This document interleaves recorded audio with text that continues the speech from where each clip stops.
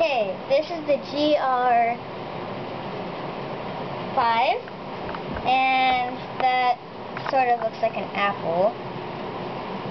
To work it, you just put the coin in through here. It has the 3 options,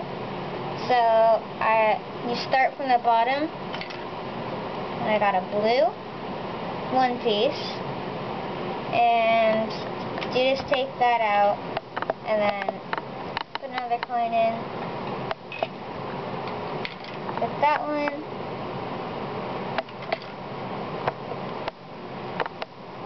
to reload it, you open that,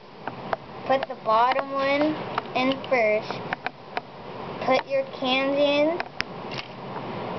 and then take the other one, put the candy in,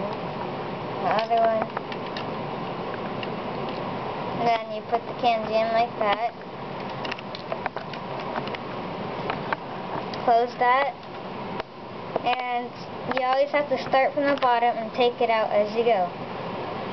And to get your coins, you just take that one off, and you can take it off of, take it off of there, take them out, put that back on,